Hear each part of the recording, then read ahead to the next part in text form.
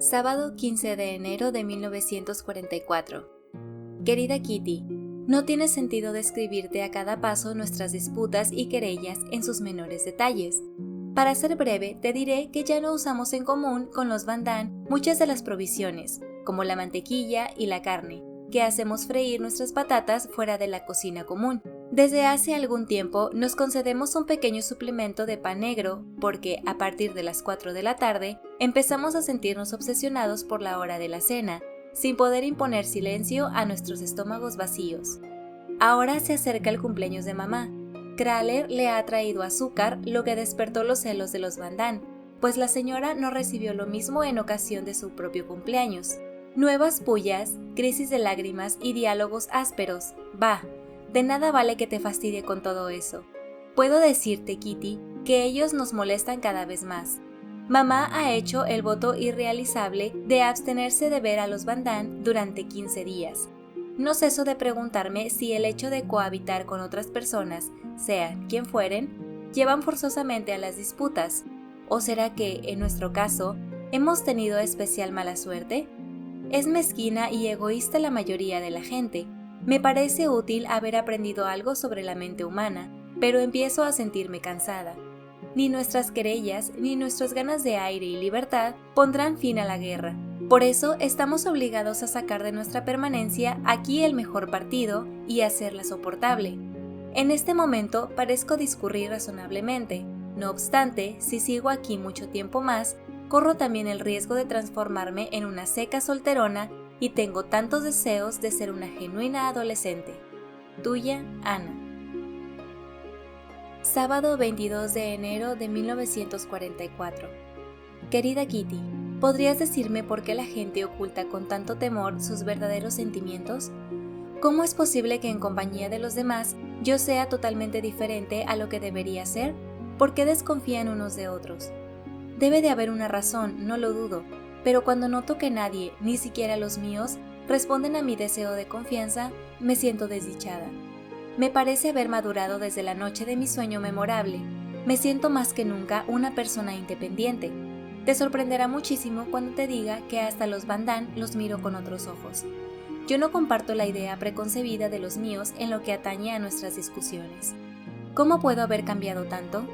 Ya ves, se me ha ocurrido pensar que, si mamá no hubiera sido lo que es, si hubiese sido una verdadera mami, nuestras relaciones habrían resultado del todo diferente.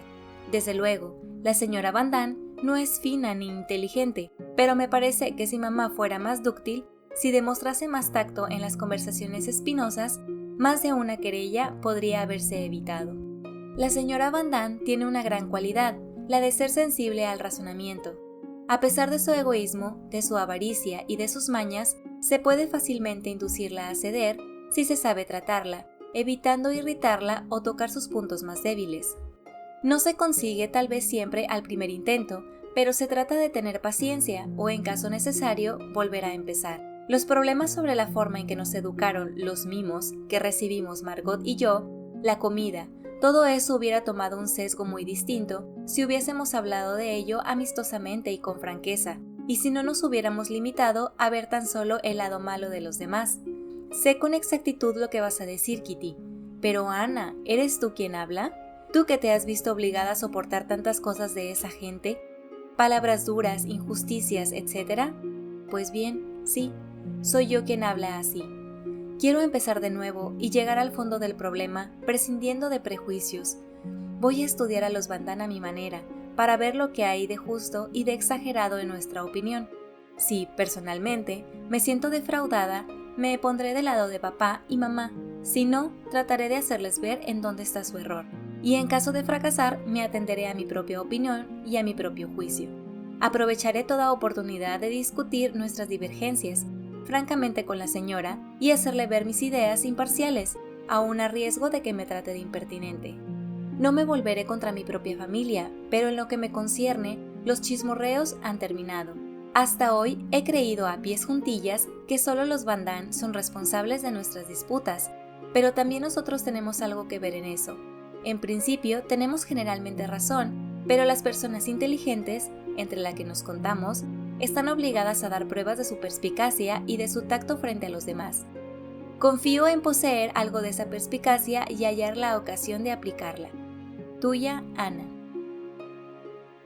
Lunes 24 de enero de 1944. Querida Kitty, me ha ocurrido una cosa muy extraña. Otrora, tanto en nuestra casa como en la escuela, se hablaba de temas sexuales, a veces con misterio, a veces con vergüenza. Las alusiones sobre el particular se hacían únicamente cuchicheando, y quien se mostraba ignorante era motivo de bromas. Yo juzgaba eso estúpido y pensaba, ¿por qué hablan de esas cosas con tanto misterio? Es ridículo. Pero como no podía remediarlo, me callaba todo lo posible o trataba de obtener información de mis amigas. Ya puesta al corriente de muchas cosas, hablé también de ello con mis padres. Mamá me dijo un día, Ana, te doy un buen consejo. No discutas nunca este tema con muchachos. Si son ellos los que empiezan a hablar de ello, no respondas. Recuerdo todavía mi respuesta. Claro que no, vaya una idea. Las cosas quedaron así. Al principio de nuestra permanencia en el anexo, papá, de tiempo en tiempo, dejaba escapar detalles que yo hubiera preferido conocer por mamá, y amplié mi conocimiento gracias a los libros y a las conversaciones que se entablaban a mi alrededor. Sobre el particular, casi como excepción, Peter Van Damme nunca ha sido tan fastidioso como los compañeros de clase. Su madre nos contó una vez que ni ella ni en principio su marido habían hablado nunca de esas cosas con Peter. Por lo tanto, ella ignoraba hasta qué punto su hijo estaba informado. Ayer, mientras Margot, Peter y yo pelábamos las papas, charlamos como de costumbre y al hablar de Muffy yo pregunté, seguimos sin saber si Muffy es un gato o una gata, ¿verdad? No, repuso él, es un macho.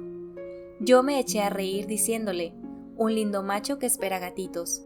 Peter y Margot rieron también. Peter había hecho notar hace 2 meses que Muffy tendría gatitos a breve plazo.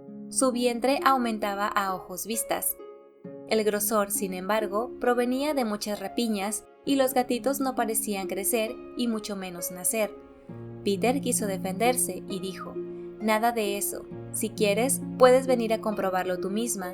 Mientras jugaba con él el otro día, vi bien que es un macho. Impelida por mi gran curiosidad, lo acompañé al depósito, pero Muffy no esperaba visitas y tampoco aparecía. Aguardamos un momento, luego, como teníamos frío, volvimos arriba. Después, por la tarde, oí que Peter bajaba de nuevo, armándome de valor para atravesar sola la casa silenciosa. Llegué al depósito, sobre la mesa de embalaje. Muffy jugaba con Peter, que acababa de ponerlo sobre la balanza para controlar su peso. «Hola, ¿quieres verlo?» Sin más miramientos, tendió al animal boca arriba, sujetándole hábilmente por las patas, y la lección comenzó. Aquí tienes los órganos sexuales masculinos, ahí algunos pelos, y eso otro es su trasero. El gato dio un respingo y volvió a ponerse sobre sus arpitas blancas. Si otro muchacho me hubiera mostrado los órganos sexuales masculinos, nunca más habría vuelto a mirarlo, pero Peter continuó hablando sin segunda intención, con toda naturalidad, de este tema delicado y acabó por ahuyentar en mí toda aprensión. Jugamos con Muffy, charlamos y nos marchamos despreocupadamente del enorme local. Si quiero saber algo, siempre termino encontrándolo por casualidad en algún libro. ¿Tú no?, le dije. ¿Por qué?, se lo preguntó a mi padre. Él sabe de todo mucho más que yo y, además, tiene experiencia. Ya habíamos llegado al pie de la escalera, así que callé. ¿Cómo se cambia? Jamás hubiera creído poder hablar de eso tan llanamente, ni siquiera con una muchacha. Estoy segura de que mamá pensaba en eso al advertirme que no hablase con los muchachos de tales temas, pero al menos he aprendido algo. Hay jóvenes, incluso del sexo opuesto, que pueden hablar de temas sexuales sin bromear y sin falsa vergüenza. ¿Hablará Peter de todo a sus padres y será él verdaderamente tal como se mostró ayer? Bueno, no me importa demasiado después de todo. Tuya, Ana. Jueves 27 de enero de 1944. Querida Kitty, en estos últimos tiempos me he aficionado mucho a los árboles genealógicos de las familias reinantes. De ello deduzco que, a fuerza de buscar, se puede muy bien remontarse hasta la antigüedad haciendo descubrimientos cada vez más interesantes. Aunque me aplico particularmente a mis deberes escolares, empiezo a poder seguir bastante bien las audiciones de la BBC, me paso una gran parte de los domingos recortando y clasificando mi colección de artistas de cine, que adquiere un volumen respetable. El señor Kraler suele traer todos los lunes una revista de cine, lo que me produce una gran satisfacción. Aunque mi círculo, menos frívolo, piensa que eso es derrochar dinero en extravagancias, de todos modos, ellos se sorprenden al oírme citar los nombres exactos de los actores de los filmes estrenados hace un año o más. Ellie va mucho al cine con su amigo durante las horas libres. Ella me anuncia los títulos de las películas que verá el sábado, y seguida yo le enumero a los actores protagonistas y las opiniones de la crítica. No hace mucho tiempo, mamá decía que yo no tendría ya necesidad de ir más tarde al cine para desquitarme.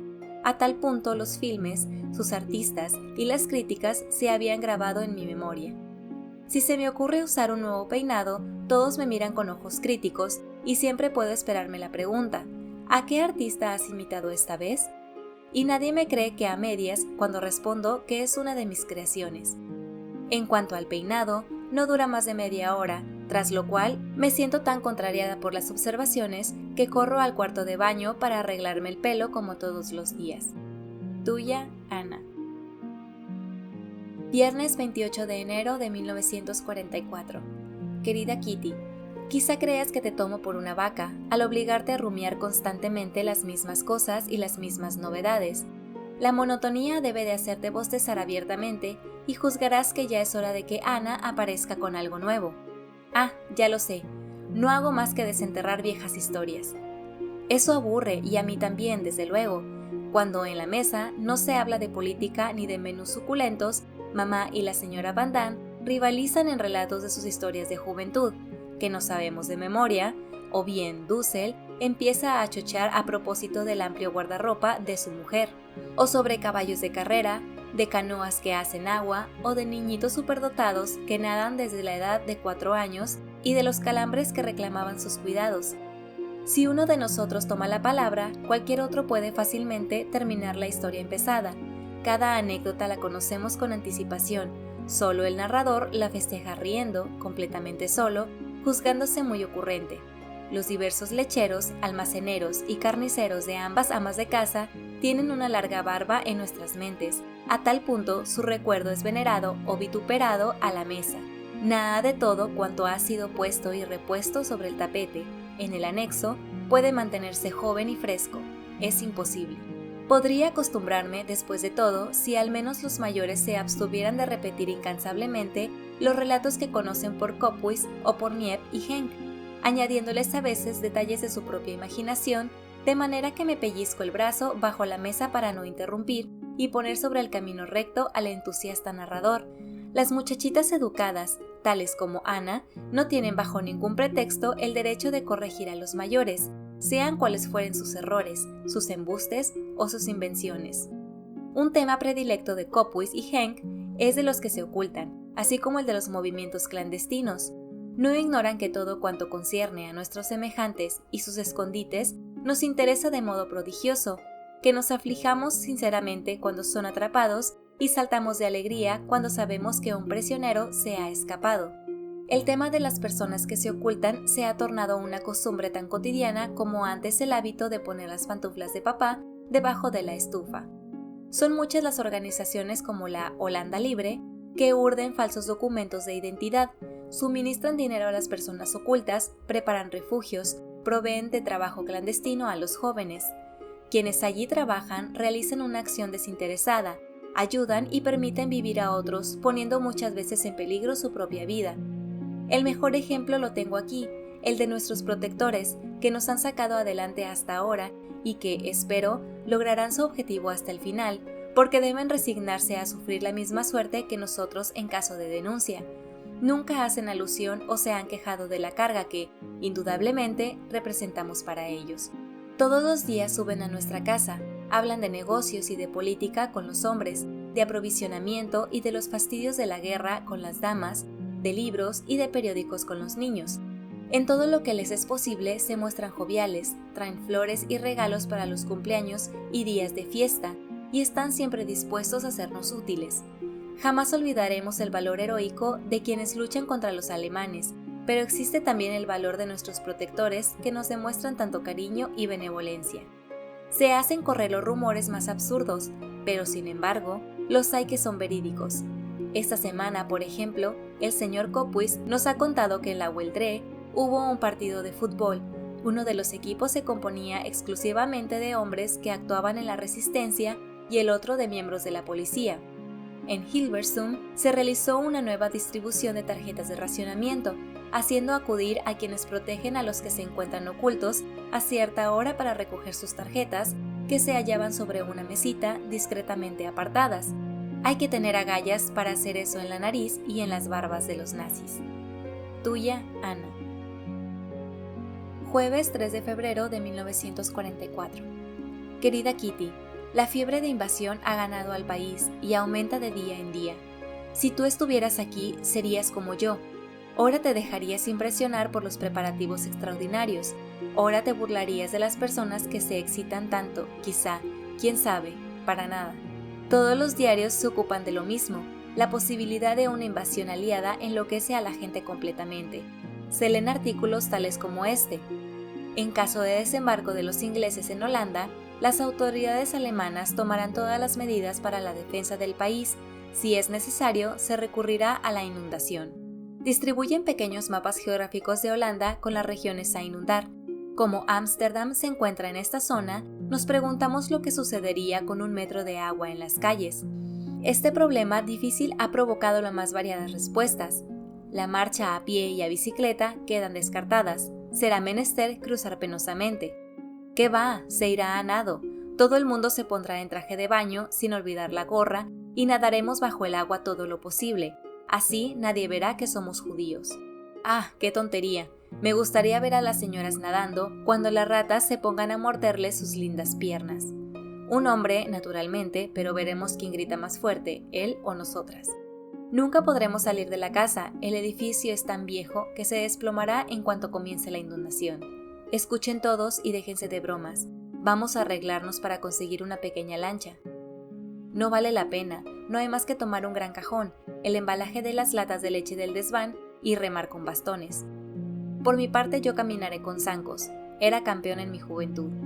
Henk van Santen no necesitará hacerlo, cargará a su mujer sobre los hombros y será Miep quien lleve los zancos. Ahora puedes forjarte una idea aproximada, estas charlas son acaso divertidas en el momento, pero ello no ocurrirá así en la realidad, ya se verá. El segundo problema que nos traería una invasión también ha sido discutido. ¿Qué hacer si los alemanes quieren evacuar Ámsterdam? Partir con todo el mundo disfrazándonos lo mejor posible, transformándonos, eso. No partiremos bajo ningún pretexto, lo único que hay que hacer es quedarse aquí. Los alemanes son capaces de trasladar a toda la población hasta Alemania y allí dejar morir a todo el mundo. Sí, naturalmente, nos quedaremos aquí, es el lugar más seguro. Vamos a tratar de persuadir a Copuis de que venga a habitar la casa con su familia. Trataremos de conseguir una bolsa de virutas y dormirán en el suelo. Miep y Copuis podrían traer ya las frazadas. Nos quedan 30 kilos de trigo, habrá que pedir más. Henk se ocupará de las legumbres secas. Tenemos todavía alrededor de 30 kilos de porotos y 5 kilos de arvejas, y no olvidaremos las 50 latas de hortalizas. Mamá, ¿quieres hacer el inventario de las otras reservas? 10 latas de pescado, 40 latas de leche, 10 kilos de leche en polvo, 3 botellas de aceite, 4 tarros de mantequilla salada, 4 latas de carne, 2 frascos de fresas, 2 frascos de frambuesa con grosellas, 20 botellas de tomates, 5 kilos de copos de avena, 4 kilos de arroz y nada más. No está tan mal, pero hay que pensar en alimentar a nuestros invitados y si transcurren varias semanas sin poder reprovisionarnos, nuestras reservas parecerán menos importantes. Tenemos suficiente carbón y leña, así como velas. Cada cual va a coserse una bolsita para colgársela al cuello, destinada a guardar el dinero en caso de partida. Habrá que redactar listas de las cosas que llevaríamos con nosotros si nos viéramos obligados a huir, y cada cual puede empezar ya a preparar una mochila. Cuando ese momento se avecine, 2 de nosotros permanecerán en su puesto de observación, uno en la buhardilla trasera, el otro en la de la fachada. Dime, ¿qué haremos de todas nuestras reservas si cortan el agua, el gas y la electricidad? En tal caso se cocinará en la estufa con agua de lluvia hervida. Haremos una reserva de agua, comenzando por llenar todas las damajuanas. Oigo conversaciones de este tipo todo el día, la invasión por aquí, la invasión por allá, y las discusiones sobre el hambre, las bombas, los extintores, los jergones, los certificados de judíos, los gases asfixiantes, etc., no son cosa para animar a nadie. Una muestra más, si me permites, de las conversaciones de los hombres del anexo con Henk. Anexo. Nosotros tememos que los alemanes, al dar media vuelta, arrastren a toda la población con ellos. Henk. Imposible, no tienen tantos trenes a su disposición. Anexo. ¿Trenes? ¿Piensa usted que va a instalar a nuestros ciudadanos en pequeños vagones? Nada de eso. Les dirán que se sirvan de sus piernas como medio de transporte. Per pedes apostolorum, como dice siempre Dussel. Henk. No lo creo. Ustedes lo ven todo demasiado tétrico. ¿Qué interés pueden tener en arrastrar a toda la población? Anexo. ¿Ha olvidado usted lo que dijo Goebbels? Si se nos obliga a retirarnos, cerraremos también la puerta de todos los territorios ocupados. Henk. Ellos han dicho muchas otras cosas. Anexo. ¿Cree usted a los alemanes demasiado nobles o demasiado caritativos para tal acción? Seguramente piensan así. Si nosotros debemos perecer, todos los que estén bajo nuestra dominación perecerán con nosotros. Henk. Digan ustedes lo que quieran, yo no lo creo. Anexo. Siempre la misma historia, no darnos cuenta del peligro hasta que se nos eche encima. Henk, después de todo, tampoco ustedes saben nada en concreto, todo eso no son más que suposiciones. Anexo. Nosotros ya hemos pasado por eso, en Alemania primero, aquí después. ¿Y qué sucede en Rusia? Henk. Olviden ustedes por un instante la cuestión de los judíos. Yo creo que nadie sabe lo que pasa en Rusia. Los ingleses y los rusos actúan como los alemanes, exageran para hacer propaganda. Anexo. No lo creemos. La radio inglesa ha dicho siempre la verdad, aún admitiendo que sus transmisiones son exageradas. Eso no le impediría a usted reconocer la realidad, porque no se puede negar el hecho de que millones de personas inocentes son asesinadas o asfixiadas con gases sin ninguna contemplación, lo mismo en Rusia que en Polonia. Te ahorraré nuestras otras conversaciones, por mi parte me siento muy tranquila y no presto atención alguna a ese revuelo que hay a mi alrededor. Tanto me da vivir o morir, ahí tienes a lo que he llegado. El mundo no va a dejar de girar por mi causa, y de cualquier modo, no seré yo quien cambie los acontecimientos, solo me resta ver venir las cosas. No me ocupo más que de mis estudios, y confío en que el final será bueno. Tuya, Ana. Sábado 12 de febrero de 1944. Querida Kitty, el sol brilla, el cielo es de un azul intenso, el viento es agradable y yo tengo unas ganas locas de todo, de charlar, de libertad, de amigos, de soledad. Tengo unas ganas locas de llorar. Querría estallar, las lágrimas me apaciguarán, lo sé, pero soy incapaz de llorar.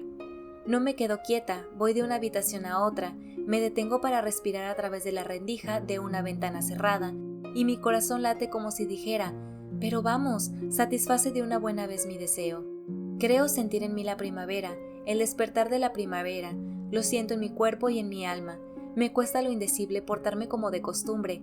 Tengo la cabeza enmarañada, no sé qué leer, qué escribir, qué hacer, solo sé que me invade una gran ansiedad.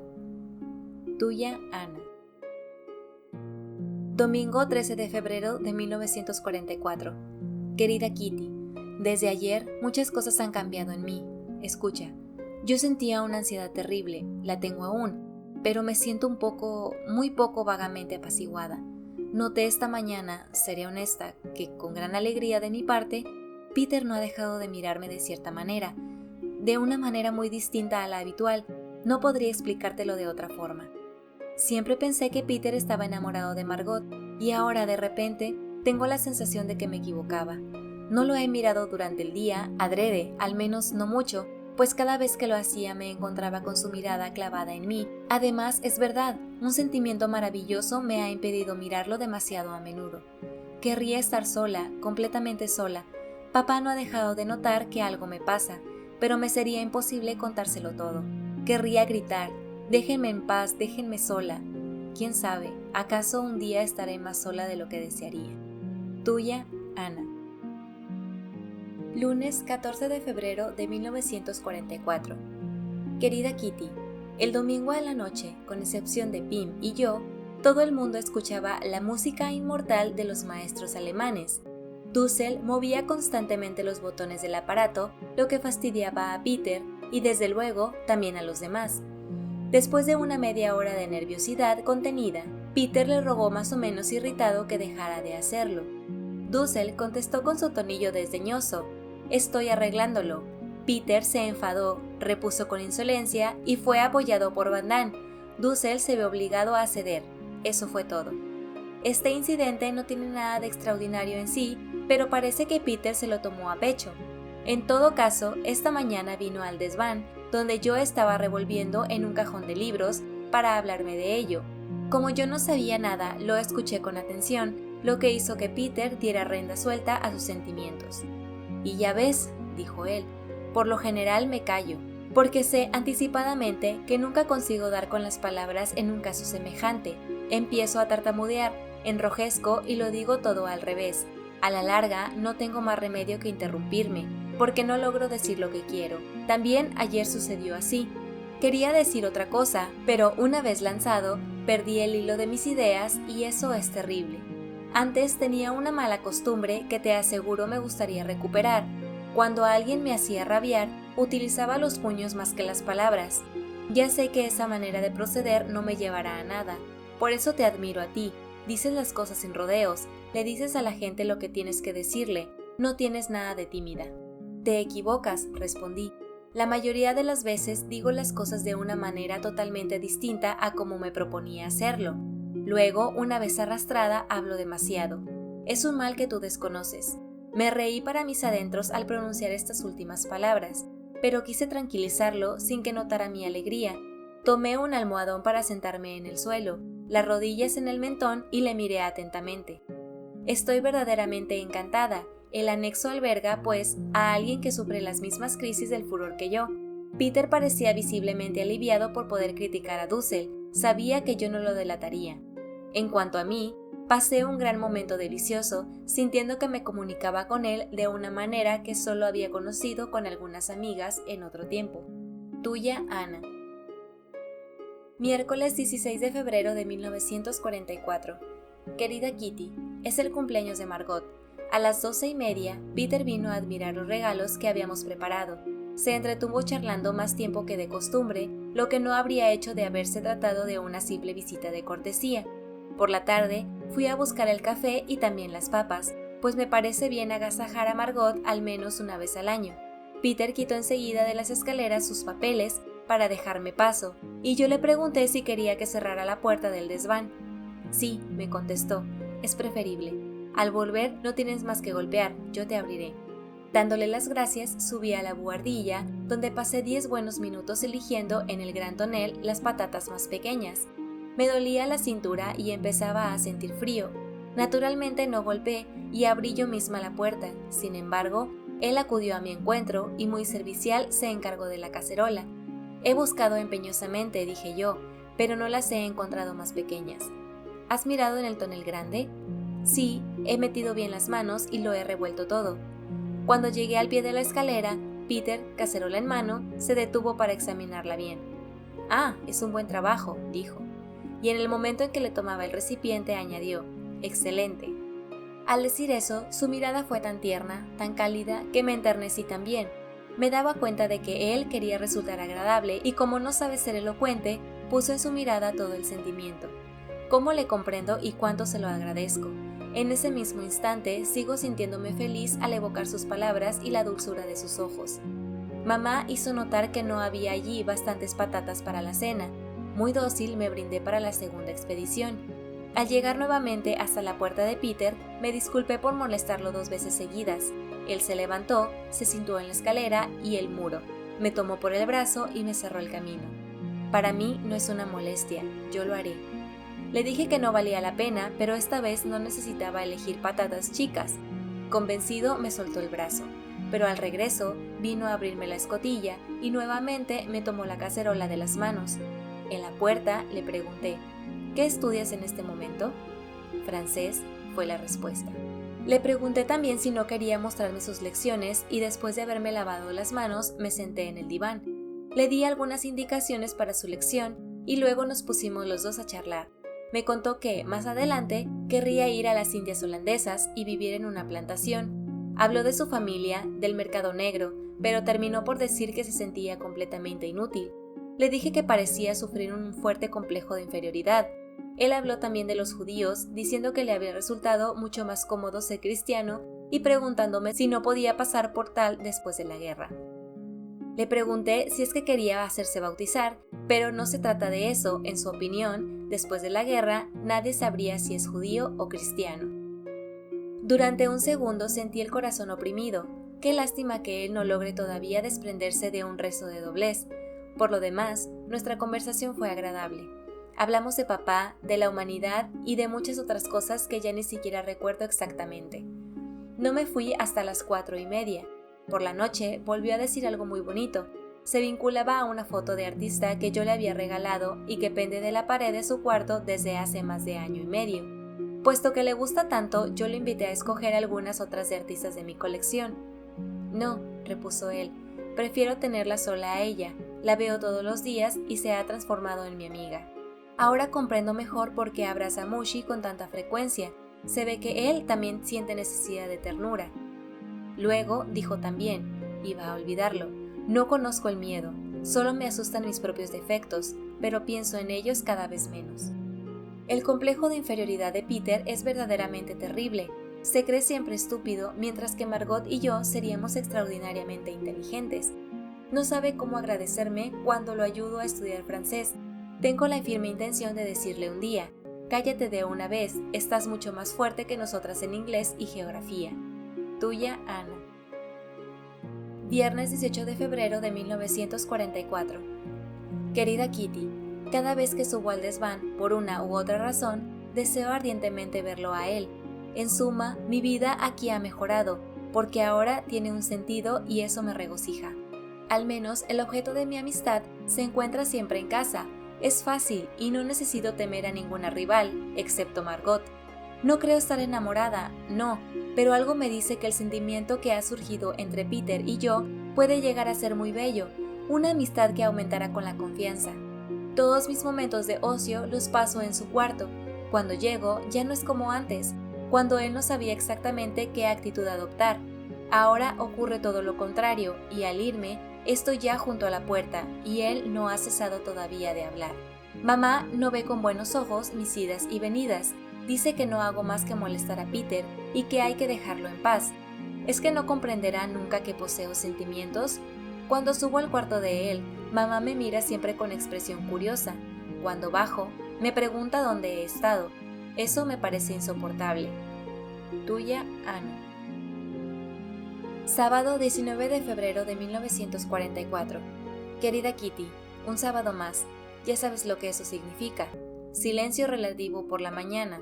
He ayudado un poco en la cocina, en casa de nuestros vecinos. En cuanto a él, solo ha cambiado conmigo unas pocas palabras furtivas. A las 2:30, cuando cada uno se mete en su habitación para leer o dormir, me instalé en la oficina privada, provista de frazadas, con el fin de trabajar tranquilamente. Pero no duró largo rato, pues no podía más. Dejé caer la cabeza sobre el brazo y estallé en sollozos. Dando libre curso a una ola de lágrimas, me sentía profundamente desdichada. Ah, si tan siquiera él viniera a consolarme. Subí de nuevo a mi casa a las 4, preparándome para ir a buscar patatas. Mi corazón latió de esperanza ante la idea de un encuentro, y entré en el cuarto de baño para arreglarme el pelo. En ese instante lo oí bajar al depósito para jugar con Muffy. De repente sentí que las lágrimas me subían a los ojos y entré a toda prisa en el WC, llevándome conmigo el espejo.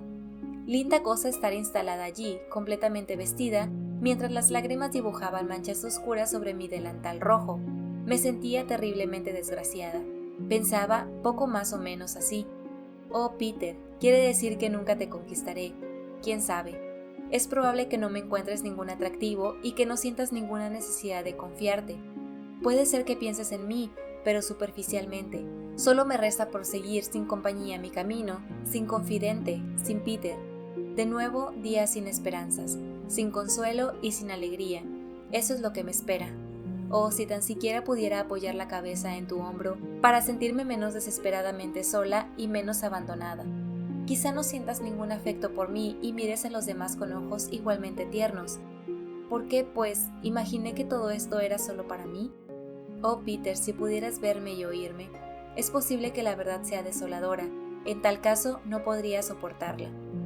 Pero poco después he sentido renacer mis esperanzas, volver mi alegría, en tanto que mis lágrimas resbalaban aún sobre mis mejillas. Tuya, Ana. Miércoles 23 de febrero de 1944. Querida Kitty, desde ayer hace buen tiempo y me siento completamente cambiada. Cada mañana voy al desván donde trabaja Peter y donde el aire de afuera refresca mis pulmones saturados de moho. Desde mi sitio preferido, en el suelo, miro el cielo azul, el castaño aún desnudo, en cuyas ramas brillan las gotitas de lluvia, las gaviotas que cortan el aire con su vuelo rápido. Él había apoyado la cabeza contra la gruesa viga, yo estaba sentada, respirábamos juntos el aire fresco, mirábamos afuera y entre nosotros había algo que no debía ser interrumpido con palabras. Por largo rato nos quedamos mirando el cielo, los dos, y cuando tuvo que dejarme para ir a cortar leña, sentí que Peter era un muchacho extraordinario. Subió la escalera seguido de mí y durante el cuarto de hora que cortó la leña no cambiamos una palabra. Yo permanecía de pie para mirarlo. Él se aplicaba en cortar bien la leña, para demostrarme su fuerza. También miré por la ventana abierta, tras la cual se divisaba una gran parte de Ámsterdam, y por sobre los tejados hasta la línea del horizonte, de un azul tan límpido que ya no se distingue la línea divisoria. Me dije, mientras esto exista y yo pueda disfrutarlo, este sol radiante, este cielo sin nubes, no puedo estar triste. Para quien tenga miedo, se sienta triste o desdichado, el mejor remedio es salir al aire libre y buscar un lugar donde esté solo con el cielo, la naturaleza y Dios. Únicamente entonces se siente que todo está bien así, y que Dios quiere ver a los hombres felices en la naturaleza simple pero bella. Mientras esto exista, e indudablemente será siempre así, estoy segura de que todo pesar hallará su consuelo, fueran cuales fueren las circunstancias.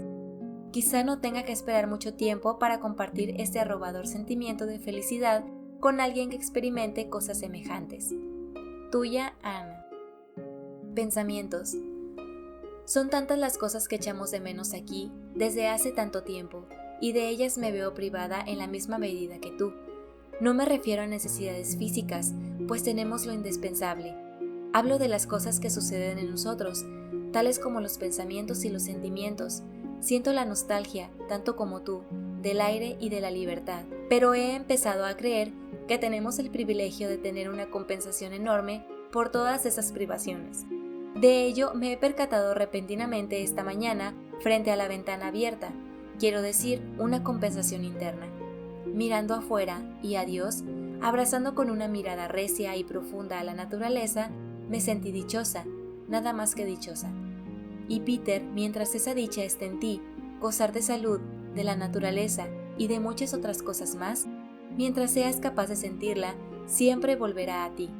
Puede perderse todo, la riqueza, el prestigio, pero esa dicha en tu corazón solo puede, cuando más, ensombrecerse y volverá a ti siempre, mientras vivas. Mientras levantes los ojos, sin temor, hacia el cielo, estarás seguro de ser puro y volverás a ser feliz, suceda lo que suceda. Domingo 27 de febrero de 1944. Querida Kitty, desde muy temprano a la mañana y hasta las últimas horas de la noche, no hago más que pensar en Peter. Me duermo evocando su imagen, sueño con él durante la noche y me despierto todavía bajo su mirada. Tengo la impresión muy nítida de que, contrariamente a las apariencias, Peter y yo no somos muy diferentes el uno del otro. Te diré por qué. A Peter, lo mismo que a mí, le falta una madre. La suya es demasiado superficial, solamente piensa en coquetear y se interesa poquísimo por los pensamientos de su hijo. La mía demuestra un mayor interés por mí, pero está desprovista del instinto materno, tan hermoso y sutil. Peter y yo mantenemos ambos una lucha interna a causa de nuestros sentimientos contradictorios. Aún no nos sentimos lo suficientemente seguros y, en el fondo, somos demasiado sensibles como para soportar brusquedades. Cuando me agreden, mi reacción es directa, quiero irme. Como eso es imposible, empiezo a simular, me debato y causo tal batahola que todo el mundo querría verme en el otro extremo de la tierra. Él, por el contrario, se repliega sobre sí mismo, casi no habla, permanece más bien taciturno, cavila y se esconde tras su timidez. Pero, ¿dónde y cómo vamos a poder, por fin, encontrarnos? No sé durante cuánto tiempo el sentido común me permitirá controlar este anhelo. Tuya, Ana. Lunes 28 de febrero de 1944. Muy querida Kitty, la noche, como el día, se ha convertido en una pesadilla. Lo veo a todas horas, o casi sin poder ir hasta él. Necesito vigilarme para no traicionarme, aparentar jovialidad, mientras que todo en mí no es más que desesperación. Peter Wessel y Peter Van Damme se han fundido en un solo Peter, amado y bueno y por quien suspiro. Mamá me fastidia, papá es amable y me fastidia, por lo tanto aún más. En cuanto a Margot, me fastidia más que mis padres, pues pretende verme feliz y yo lo único que deseo es estar tranquila. Peter no se ha reunido conmigo en el desván, ha ido a la buhardilla para realizar un trabajo de carpintería.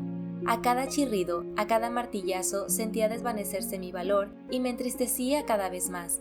A lo lejos un carillón tocaba, puro de cuerpo, puro de alma. Soy sentimental, ya lo sé. Estoy desesperada y me vuelvo muy poco razonable, eso lo sé también. Ayúdame, Dios, ayúdame. Tuya, Ana. Miércoles 10 de marzo de 1944. Querida Kitty, mis propios intereses pasan a segundo plano, a causa de un robo. No es divertido eso de que se repitan, pero no puedo remediarlo. Los ladrones sienten cierto placer en honrar a Kraler & Company con su visita. Este robo fue mucho más complicado que el de julio de 1943. Anoche, como de costumbre, el señor Van Damme se trasladó al despacho de Kraler a las 7:30. Vio que las puertas vidrieras y la puerta del escritorio estaban abiertas. Sorprendido, decidió inspeccionar los lugares y tuvo otras sorpresas. Las puertas del vestuario estaban igualmente abiertas y estaba allí un desorden espantoso, sobre todo en la oficina delantera. Su primer pensamiento fue: un ladrón. Para saber a qué atenerse, bajó hasta la puerta de entrada y la examinó. Todo estaba cerrado y la cerradura de seguridad intacta. Bah, se dijo. Peter y Ellie no han dejado el escritorio en orden después de su trabajo de la tarde. Permaneció un buen momento en el despacho de Kraler y apagó la luz antes de salir, sin cavilar demasiado sobre el misterio de las puertas abiertas y el desorden. Esta mañana, Peter golpeó a nuestra puerta y nos anunció que había encontrado abierta de par en par la puerta de calle. Nos dijo también que el aparato de proyección y la nueva cartera de documentos de Kraler habían desaparecido del armario. Peter fue encargado de cerrar la puerta y Van Damme contó sus descubrimientos de la víspera a la noche, dejándonos a todos muy inquietos. Toda la historia se resume en que el ladrón debía de tener en su poder un duplicado de la llave de seguridad, pues la puerta había sido abierta normalmente. Debe de haber entrado al anochecer, más bien temprano, y haberla cerrado. Luego, molestado por Van Damme, sin duda se ocultó hasta que éste se fue, tras lo cual huyó con su botín a toda prisa, olvidándose de volver a cerrar la puerta. ¿Quién puede tener un duplicado de nuestra llave? ¿Por qué el ladrón no fue al depósito? ¿Será culpable alguno de los hombres que allí trabajan? ¿Y no irá a denunciarnos puesto que ha oído y hasta quizá visto a Van Damme? Es horrible no saber si el ladrón se detendrá ahí o si se le ocurrirá la idea de abrir nuestra puerta una vez más. ¿O se habrá asustado al ver a un hombre pasearse libremente por las oficinas? Tuya, Ana. Jueves 2 de marzo de 1944. Querida Kitty, hoy he conversado un rato con Margot en el desván, aunque no lo disfruté tanto como lo esperaba. Noto que, con gran frecuencia, sus sentimientos coinciden con los míos. Mientras fregábamos los platos, Ellie ha hablado de su propio desaliento con mamá y la señora Van Damme. ¿Qué alivio puede esperar en ellas? Nunca adivinarías el consejo de mamá. Ellie no tenía más que pensar en todas las personas que ahora atraviesan un momento difícil. ¿De qué sirve pensar en las desgracias ajenas cuando una ya se siente bastante desdichada? Dije algo así y me contestaron: tú no puedes hablar todavía de estas cosas. Qué tontos y necios son los mayores, como si Peter, Margot, Ellie y yo no tuviéramos todos los mismos sentimientos que invocan el amor de una madre o el de los más íntimos amigos. Pero nuestras madres no nos comprenden realmente. Quizá la señora Van Damme sea más capaz que mamá. Oh, cuánto me hubiera gustado decir a Ellie algo que la reconfortase, sabiendo por experiencia qué es lo que desea oír. Pero papá intervino, poniéndome a un lado. Qué tontos son todos, nunca nos preguntan nuestro parecer. Naturalmente se jactan de ser ultramodernos. Según ellos, nosotros no podemos opinar. Cállate. Se puede decir eso, pero nunca dejaremos de tener nuestra propia opinión. Se puede tenerla, por joven que se sea, y nadie puede arrebatárnosla. Lo que nos ayudaría verdaderamente, tanto a nosotros como a Ellie, es un cariño abnegado del que carece cada uno de nosotros. Nadie, y mucho menos los tontos sabelotodo, que a quien nos rodean, parece capaz de comprendernos, porque nosotros somos infinitamente más sensibles y estamos más avanzados en nuestras ideas que cualquiera de ellos, mucho más de lo que ellos sospechan y desde hace rato. Mamá se ha vuelto gruñona nuevamente. Es obvio que está celosa, pues en la actualidad hablo más con la señora Van Damme que con ella. Esta tarde atrapé al vuelo a Peter y charlamos juntos por lo menos 3/4 de hora. A él le cuesta lo indecible hablar de sí mismo, y solo lo logro después de varias vacilaciones. Las frecuentes disputas de sus padres sobre política, cigarrillos y un montón de cosas, todo me lo ha contado. Se mostraba muy tímido. A mi vez le he hablado de mis padres. Él defendió a papá, diciendo que era una persona excelente y que no se podía dejar de quererlo. Enseguida fueron puestas sobre el tapete su familia y la mía. Parece sorprenderle el hecho de que sus padres no sean siempre personas gratas entre nosotros. Peter, le dije, tú sabes que soy franca, entonces, ¿por qué no decírtelo, puesto que conocemos sus defectos? Entre otras cosas, dije además, Peter, me gustaría mucho ayudarte si tú lo deseas. Estás siempre enquistado entre los dos, nunca dices nada, pero yo sé que todo esto te tortura. En efecto, tú podrías socorrerme mucho. Lo mejor sería, quizá, que hablases con mi padre.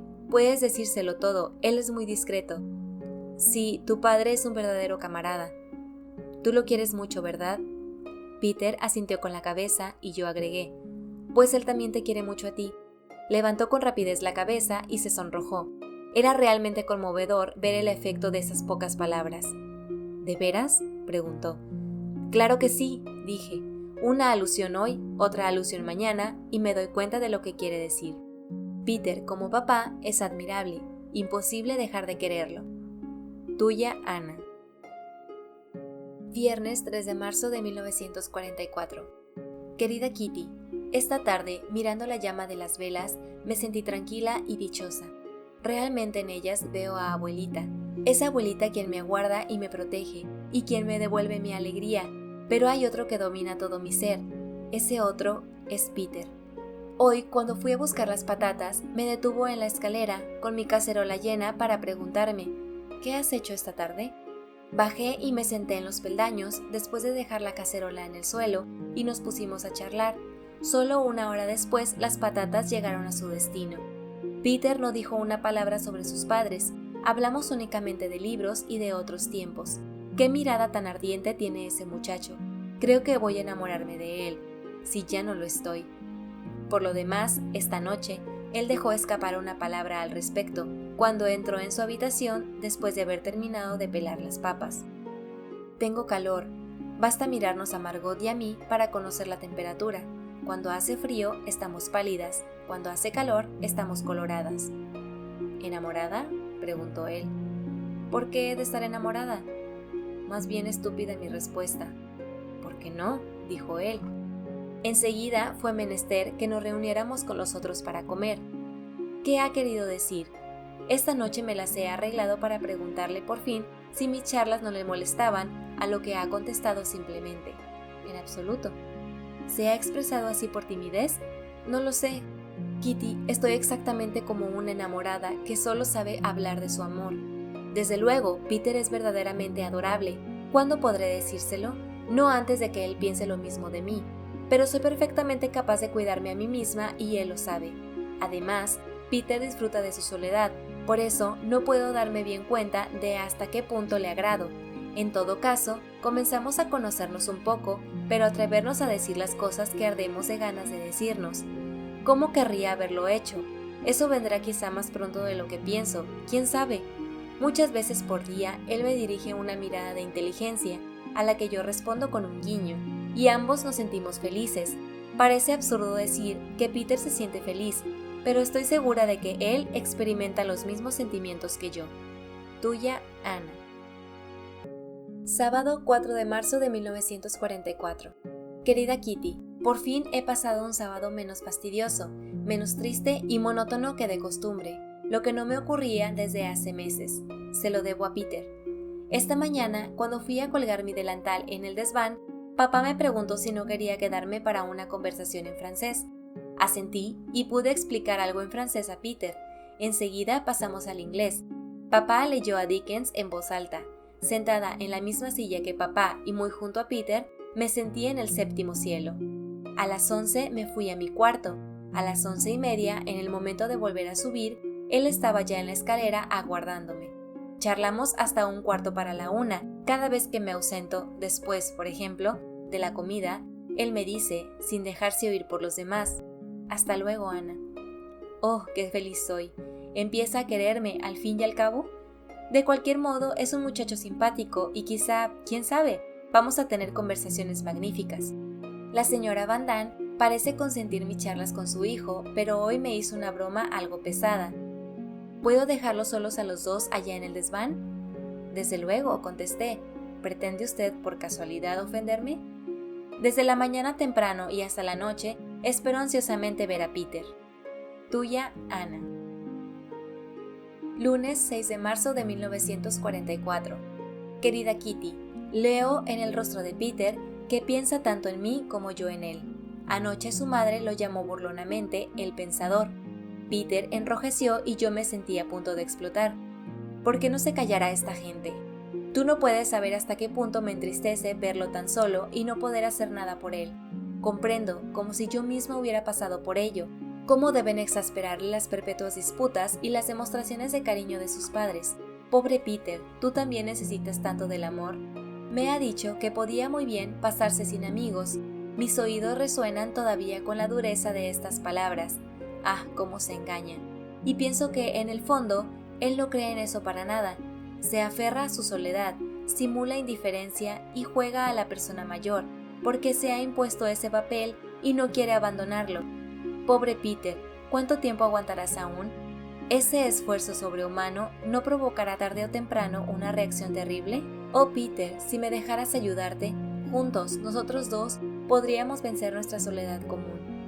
Pienso mucho, pero no hablo demasiado. Me siento dichosa cuando lo veo y más feliz aún si además el sol brilla. Ayer, mientras me lavaba la cabeza, me sentía muy excitada, pues él estaba en la habitación de al lado. Era algo más fuerte que yo, como siempre. Cuanto más tranquila y seria me siento en mi interior, más ruidosamente me comporto. ¿Quién será el primero en descubrir y romper esta armadura? Es una suerte que los Van Damme no hayan tenido una hija. Nunca mi conquista hubiera sido tan difícil, tan bella, tan espléndida como con un muchacho. Tuya, Ana. Posdata. Ya sabes que te escribo con toda franqueza, por eso quiero añadir que, en el fondo, solo vivo de un encuentro al otro. Siempre espero comprobar que él también me aguarda y me siento transportada de alegría cuando noto una de sus íntimas y tímidas iniciativas. Apostaría a que él siente tantos deseos como yo de encontrar las palabras adecuadas. Ignora que, precisamente, son sus esfuerzos desamparados los que más me conmueven. Martes 7 de marzo de 1944. Querida Kitty, cuando recuerdo mi vida durante el año 1942, todo se me antoja irreal. La Ana que disfrutaba de esa existencia celestial era muy diferente de la que maduró entre estas paredes.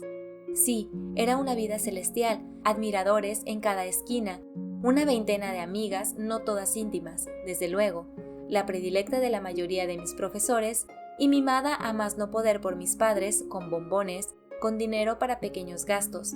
¿Qué más pedir? Tú te preguntarás, ¿cómo tenía tanta gente prendada?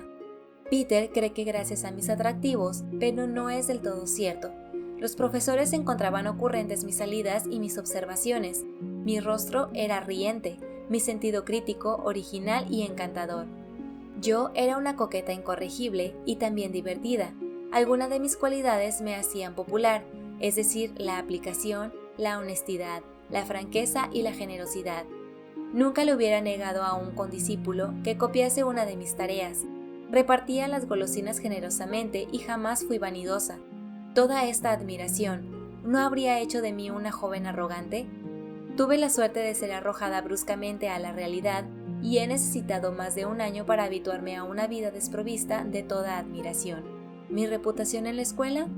Fue sí, siempre la primera en chacotear y en gastar bromas, la eterna chistosa, nunca llorona ni caprichosa. Para que me acompañasen en bicicleta o ser objeto de una atención cualquiera, no tenía más que levantar el dedo meñique.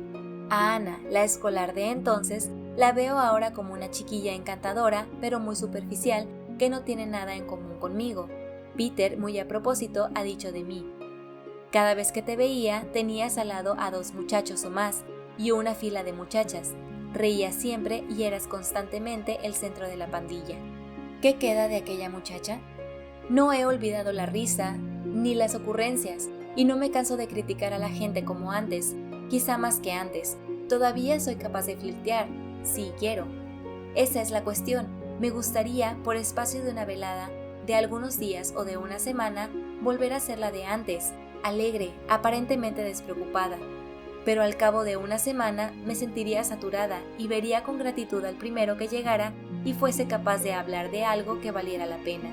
Yo no necesito adoradores o admiradores seducidos por una sonrisa lisonjera, sino amigos cautivados por mi carácter y mi proceder. Comprendo que estas exigencias reducirían mucho mis círculos de íntimos, pero ¿qué le vamos a hacer? Lo importante es conservar algunas personas sinceras a mi alrededor. A pesar de todo, mi felicidad de entonces tampoco era completa. Con frecuencia me sentía abandonada, me movía demasiado de la mañana a la noche para pensar en ello y me divertía cuanto podía. Consciente o inconscientemente, trataba de olvidar el vacío que sentía divirtiéndome así, mientras que ahora miro las cosas de frente y estudio. Aquel periodo de mi vida terminó irrevocablemente. Los años de escuela, su tranquilidad y su despreocupación nunca más volverán. Los he superado y ya no los deseo. Sería incapaz de seguir pensando únicamente en la diversión. Una pequeña parte de mí exigiría siempre cierta seriedad. Puedo ver mi vida hasta este instante a través de una lupa despiadada. Primero, nuestra casa bañada de sol. Luego, aquí, desde 1942, el brusco cambio, las disputas, las reprimiendas, etc. Me tomaron desprevenida, como si hubiera recibido un mazazo, y para darme ánimo me volví insolente.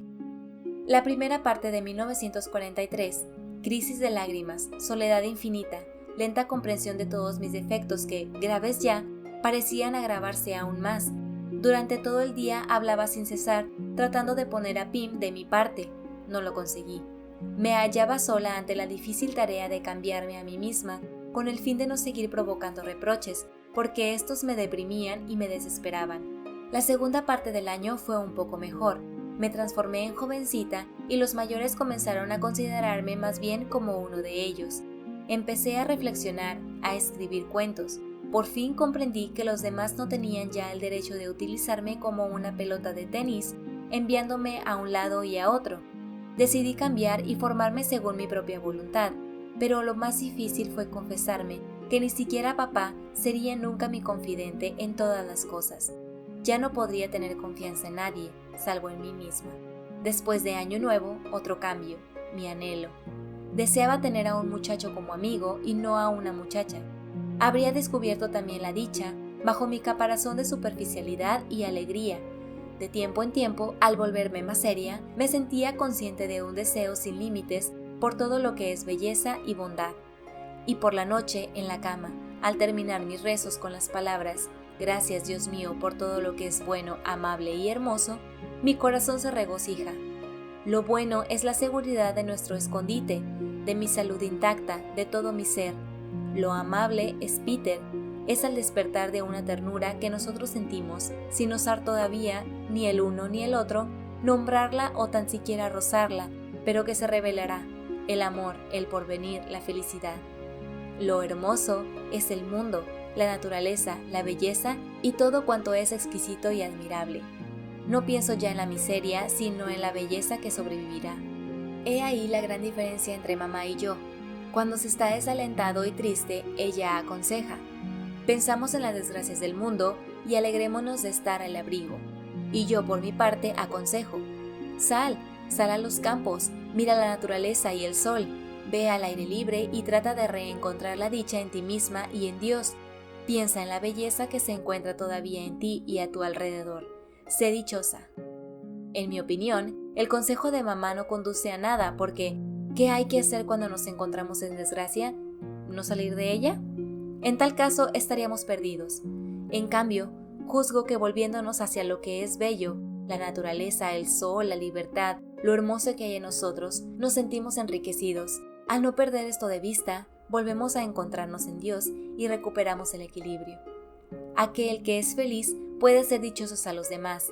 Quien no pierda el valor ni la confianza, jamás perecerá en la calamidad. Tuya, Ana. Domingo 12 de marzo de 1944. Querida Kitty, en estos últimos días no me quedo quieta nunca, ya no me siento. Es un vaivén perpetuo, de mi cuarto al desván. Me alegra mucho hablar con Peter, pero tengo mucho miedo de molestarlo. Él ha vuelto a hablarme del pasado de sus padres y de sí mismo. Eso no me basta y me pregunto por qué deseo más. Al principio, Peter me consideraba insoportable y la impresión era recíproca. Ahora yo he cambiado de parecer. ¿Le ha sucedido a él lo mismo? Pienso que sí, mas eso no significa que ya seamos verdaderos camaradas, lo que para mí haría infinitamente más soportable nuestra permanencia aquí. No debería atormentarme, me ocupo de él bastante a menudo, de manera que no necesito entristecerte con mi pesar, pero te confieso que me siento sobre ascuas. El sábado en la noche, después de haberme llegado de afuera una serie de malas noticias, me sentí tan trastornada que me tendí en mi diván para dormir un poco. Solo podía dormir con el fin de no pensar. Sueño profundo hasta las 4, después de lo cual me reuní con los demás. Me costó mucho contestar a todas las preguntas de mamá. Para papá tuve que alegar un dolor de cabeza con el fin de explicar mi siesta. En suma, no mentí, tenía un dolor de cabeza, aunque interno. Las personas corrientes, las muchachas corrientes de mi edad, me creerían loca por apiadarme así de mí misma. Pero, precisamente, yo he tomado la costumbre de decirte todo cuanto me pesa en el corazón. Y el resto del día estoy todo lo alegre, todo lo segura de mí misma y todo lo insolente que me es posible, con el fin de evitar cualquier interrogatorio y no tener que deprimirme. Margot es muy amable y no desea nada mejor que ser mi confidente, pero a mí me es imposible contárselo todo. Es cariñosa, bella y buena, pero peca de cierta despreocupación por las cosas profundas. Me toma en serio, demasiado en serio, y, sin duda, se devana los sesos pensando en su hermanita, examinándome con la mirada a cada cosa que digo, como si cavilara, ¿eso es verdad o está interpretando una comedia? Estamos constantemente juntas, eso es lo malo, porque a mí no me gustaría tener a mi confidente siempre a mi alrededor. ¿Saldré alguna vez de este laberinto de pensamientos y veré en ellos claro algún día para quedarme en paz? Tuya, Ana. Martes 14 de marzo de 1944. Querida Kitty, quizá te divierta, a mí no, saber lo que vamos a comer hoy. Como la empleada doméstica está trabajando en las oficinas, me encuentro instalada en este momento en la mesa de los Van Damme. Me cubro la nariz con un pañuelo embebido en perfume de preguerra. Tú no comprendes todavía, así que comenzaré por el principio. Nuestros proveedores de cupones para alimentos han sido atrapados. Solo tenemos nuestras tarjetas de racionamiento, ya no nos quedan porotos ni aceite o grasa. Como Miep y Copuis están enfermos, Eli no puede efectuar las compras, la melancolía reina en casa, y forzosamente las comidas se están resintiendo. A partir de mañana, no tendremos un gramo de grasa, ni de mantequilla, ni de margarina. El desayuno ya no consiste en papas fritas, para economizar el pan, sino en avena con leche. Como la señora Van Damme creía que estábamos a punto de morir de hambre, hubo que comprar leche en el mercado negro, y hoy se preparan para la cena patatas y coles rizadas del tonel de conserva, cuyo olor exige la protección de mi pañuelo. El hedor de estas coles, metidas en el tonel desde hace un año, es absolutamente increíble. Toda la habitación está apestada, se diría una mezcla de ciruelas pasadas, un desinfectante enérgico y huevos podridos. Solo la idea de tener que comer ese guiso me produce náuseas. Agrega a esto las extrañas enfermedades que las papas han contraído aquí. De 2 barricas de pomes de terre, hay una que va derechito a la estufa. Nos hemos divertido haciendo el diagnóstico de estas enfermedades y hemos encontrado el cáncer, la viruela y el sarampión por rotación. Además, no tiene nada de agradable eso de vivir en un escondrijo durante el 4º año de guerra. ¿Es que no va a terminar nunca todavía esta porquería? En verdad, me importaría muy poco el problema de la alimentación Si al menos las otras cosas pudieran hacer la vida más agradable. La monotonía comienza a trastornarnos. Todos estamos saturados. He aquí las opiniones de los 5 adultos presentes sobre la situación actual. La señora Van Damme. El papel de Cenicienta ya no me entusiasma. Quedarme sentada buscándome las pulgas me fastidia. Por eso me pongo de nuevo a cocinar, no sin lamentarme, porque es imposible guisar sin materias grasas, y todos esos olores sospechosos me enferman, y como recompensa, debo soportar gritos e ingratitudes. Siempre es culpa mía, yo soy el chivo emisario. Además, juzgo que la guerra no adelanta mucho, los alemanes terminarán por lograr la victoria. Siento un terror pánico de verme morir de hambre y maltrato a todo el mundo cuando estoy de mal humor. El señor Van Damme. Ante todo, fumar, fumar y fumar. Al lado de eso, la basofia, la política y los malos humores de Curly no son tan malos como parecen. Curly es verdaderamente muy amable. Pero cuando no tiene nada que fumar, todo va mal. Solo se oye: voy a caer enfermo, nos alimentamos demasiado mal, yo necesito carne. Curly no lo comprende porque es tonta. Tras lo cual los esposos inician entre ellos una bulliciosa riña. La señora Frank.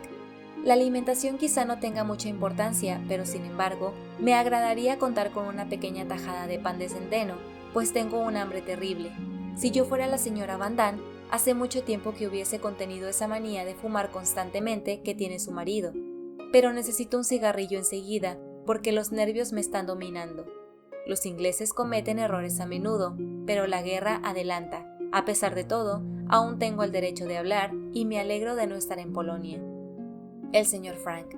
Todo marcha bien y no necesito nada. Un poco de paciencia todavía. Podemos aguantar. Mientras haya patatas no digo nada. Tendré que pensar en dar una parte de ración a Ellie. La política marcha a pedir de boca. Soy muy optimista. El señor Dussel. Se trata de terminar mi tesis a tiempo. La situación política es prometedora. Nunca nos atraparán. Es imposible. En cuanto a mí, yo... Tuya, Ana. Miércoles 15 de marzo de 1944. Querida Kitty, todo el santo día se repite, poco más o menos. En caso de que esto o aquello suceda, tendremos dificultades, o si alguno cayera enfermo, estaríamos solos en el mundo, y si... En fin, tú empiezas a comprender y adivinar cómo terminan todas estas conversaciones en el anexo. La causa de todo esto, sí, es que el señor Kraler ha sido compelido a trabajar la tierra. Ellie está afligida de un resfriado serio y probablemente tendrá que quedarse en su casa mañana. Miep no se ha curado todavía de su gripe y Copwis sufrió otra hemorragia del estómago. Una triste letanía. Mañana los hombres del depósito tendrán asueto todo el día. En caso de que Ellie no venga, la puerta de entrada quedará rigurosamente cerrada. Tendremos que cuidar mucho los ruidos para que los vecinos no oigan nada. Hank vendrá a ver a las fieras a la 1 e interpretará pues el papel de guardián del jardín zoológico. Por primera vez durante mucho tiempo nos ha hablado de lo que ocurre en el mundo exterior. Había que vernos, sentados en corro a su alrededor, exactamente como una especie que ostenta el epígrafe, cuando abuelita cuenta un cuento. Ha hablado ante un público muy interesado naturalmente sobre el racionamiento y a pedido nuestro del médico de Miep. El médico, no me hablen de ese médico. Le he telefoneado esta mañana y he tenido que contentarme con pedir un remedio contra la gripe a una insignificante enfermera. Ella me respondió que había que ir a buscar las recetas por la mañana entre las 8 y las 9. En cuanto al médico, no acude al teléfono sino en caso de gripe muy seria y le dice a uno: saque la lengua y diga «ah». Sí, lo oigo. Tiene usted la garganta inflamada. Le preparo una receta. Podrá usted dársela al farmacéutico. Buenos días, señor. Es así. Los médicos no se molestan. Servicio exclusivo por teléfono. No quiero reprochar nada a los médicos. Al fin y al cabo, solo tienen 2 manos, como nosotros, y con los tiempos que corren su número ha disminuido y se sienten abrumados. Pero Hank nos ha hecho reír con su conversación telefónica. Puedo imaginar la sala de espera de un médico en tiempo de guerra. No son ya los enfermos de la obra social a quienes se desprecia, sino a los que se presentan por el menor malestar y que son mirados de arriba abajo pensando: ¿qué viene usted a buscar aquí? Haga cola si quiere, usted también. Los enfermos verdaderos tienen prioridad. Tuya, Ana. Jueves 16 de marzo de 1944. Querida Kitty, hace un tiempo hermoso, indescriptiblemente hermoso. No veo la hora de ir al desván. Será dentro de un momento. No es extraño que Peter esté mucho más tranquilo que yo. Tiene su propia habitación en la cual estudia, reflexiona, sueña y duerme, mientras que yo soy empujada de un lado para otro. Es raro que me encuentre sola en este cuarto obligadamente compartido, cuando tengo tanta necesidad de estar sola. De ahí mis escapadas al desván, donde me encuentre a mí misma por un instante, aparte de los momentos pasados contigo. Pero basta de aburrirte con mis quejas. Al contrario, estoy bien resuelta a ser valerosa. Gracias a Dios, los demás no pueden adivinar lo que sucede en mí, salvo que de día en día estoy más distante de mamá, soy menos cariñosa con papá y ya no siento deseos de hacerle a Margot la menor confidencia. Me he vuelto hermética. Ante todo, se trata para mí de conservar mi aplomo exterior con el fin de no dejar traslucir este interminable conflicto interior. Conflicto entre mi corazón y mi cerebro. Hasta ahora es este último quien ha salido victorioso. Pero ¿no va a mostrarse aquel más fuerte? Lo temo a veces y lo deseo a menudo. Oh, qué difícil es no dejar escapar nada delante de Peter. Sin embargo, a él le toca empezar. Resulta penoso, al cabo de cada día, no haber visto nunca realizarse todas las conversaciones ya materializadas en mis sueños. Sí, Kitty, Ana es extraña, pero la época en que vivo también es extraña y las circunstancias son más extrañas todavía. La cosa más maravillosa, y ya es algo, es poder escribir todo lo que siento, si no me ahogaría. Querría saber lo que Peter piensa de todo esto. No pierdo la esperanza de que un día podamos comentarlo juntos. Sin embargo, él tiene que haberme adivinado, por poco que sea, pues a Ana, tal como ella se muestra, y hasta el momento él no conoce más que a esa, él no podría amarla jamás. ¿Cómo podría él, tan partidario de la tranquilidad y el reposo, simpatizar conmigo, que no soy más que un torbellino y estruendo? ¿Sería el primero y el único en el mundo que habría mirado detrás de mi máscara de cemento? ¿Y la arrancará pronto? ¿No dice un viejo proverbio que a menudo el amor nace de la compasión y que los dos andan de la mano? Es exactamente mi caso, ¿verdad? Porque yo me compadezco de él tanto como a menudo me compadezco de mí misma. No sé en realidad cómo arreglármelas para encontrar palabras de entendimiento. Entonces, ¿cómo esperarías de él, que le cuesta expresarse mucho más que a mí? Si pudiera escribirle, al menos sabría a qué atenerme sobre lo que tanto deseo decirle, pero hablar es demasiado difícil, es atroz. Tuya, Ana. Viernes 17 de marzo de 1944. Querida Kitty, una ráfaga de alivio barre el anexo. Kraler ha sido eximido del trabajo forzoso por la autoridad. Ellie, harta de su resfriado, le ha prohibido a su nariz que la moleste hoy. Todo ha vuelto a la normalidad, salvo que Margot y yo estamos un poco cansadas de nuestros padres. No te he ocultado que, en estos momentos, las cosas no van bien con mamá. En cuanto a papá, sigo queriéndolo como siempre. Y Margot los quiere a ambos, pero a nuestra edad, a veces querríamos vernos libres en nuestros movimientos y no depender siempre de la decisión paterna. Cuando subo al desván me pregunta lo que voy a hacer. No puedo servirme sal en la mesa. Todas las noches, a las 8:15, mamá me pregunta si no es la hora de desvestirme. Cada libro que leo pasa por la censura. En verdad, esta no es demasiado severa. Se me permite leer casi todos los libros. Eso no impide que tantas objeciones y preguntas de la mañana a la noche nos fastidien a ambas. Otra cosa que les preocupa en lo que a mí me concierne, ya no tengo ganas de besitos y halagos y juzgo afectados los diminutivos. En suma, me gustaría poder dejar a mis padres queridos aunque solo fuese por poco tiempo. Anoche, Margot ha vuelto a decir, si tengo la desgracia de suspirar 2 veces sosteniendo la cabeza, me preguntan enseguida si tengo jaqueca o qué es lo que me pasa. Dándonos ambas cuenta de lo poco que queda de nuestro ambiente familiar, otrora tan armonioso y tan íntimo, nos confesamos que es un golpe duro. No es de extrañar, la mayoría de las veces nos encontramos en postura falsa. Quiero decir que se nos trata como a niñas. Es verdad que lo somos físicamente, pero olvidan que, en el fondo, hemos madurado infinitamente más de lo que por lo general le sucede a otras muchachas de su edad. A pesar de mis 14 años, sé con exactitud lo que quiero. Puedo decir quién tiene razón y quién no la tiene. Me he formado mis propias opiniones, principios e ideas, y lo que puede parecer extraño en una adolescente, me siento más cerca de los adultos que de los niños. Tengo la impresión de ser absolutamente independiente de todos cuantos conozco. Si quisiera, aventajaría a mamá en las discusiones y las controversias, pues soy más objetiva que ella y exagero menos. Soy también más ordenada y más hábil, lo que me da, sí, puedes reírte, una superioridad sobre ella en muchas cosas. Para amar a una persona me es menester primero que ésta me inspire admiración y respeto, sobre todo admiración. Todo marchará bien cuando pueda conquistar a Peter, pues lo admiro desde muchos puntos de vista. Es tan amoroso. Tuya, Ana. Domingo 19 de marzo de 1944. Querida Kitty, el día de ayer fue para mí muy importante. Había decidido hablar francamente con Peter.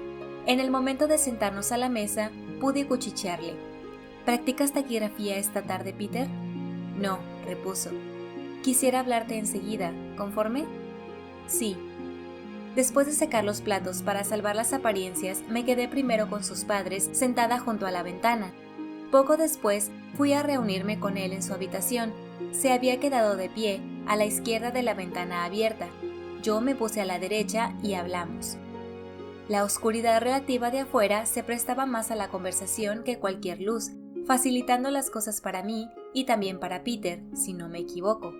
Nos dijimos tantas cosas que nunca podría repetirlas completamente, pero fue maravilloso, la más hermosa velada que haya pasado en el anexo. Te diré en forma serena los diferentes temas de nuestra conversación. Ante todo, las disputas. Le dije que eso no me afectaba, ya tanto como el abismo que se había abierto entre nosotros y nuestros padres. Peter escuchó mis historias de familia. En determinado momento inquirió. Ustedes se besan todas las noches antes de acostarse, ¿verdad? Un beso en cada mejilla, ¿eh? ¿Uno solo? No, muchos, muchos. Apuesto a que no es tu caso. No, yo casi nunca he besado a nadie. ¿Ni siquiera a tus padres para tu cumpleaños? Sí, es verdad. Reconocimos que ninguno de nosotros confiaba en nuestros padres. Los de él habían tratado de ganarse su confianza, pero él no quiso concedérsela. Huía a la buhardilla para renegar completamente solo. En cuanto a mí, le dije cómo de noche, en la cama, daba rienda suelta a las lágrimas. Le hablé también de mi amistad con Margot, muy reciente después de todo, y sin poder decírnoslo todo, porque estábamos siempre juntas. Hablamos un poco de todo. Oh, ya lo sabía yo. Lo encontré exactamente como me lo imaginaba. Luego hablamos de 1942. Qué distintos éramos en aquella época. No nos reconocemos como las personas de entonces. Al principio, ninguno de los dos podía soportar al otro. Él me encontraba fastidiosa, y en cuanto a mí, yo no había tardado en juzgarlo una anualidad. No comprendía por qué no flirteaba conmigo. Ahora me regocijo de ello.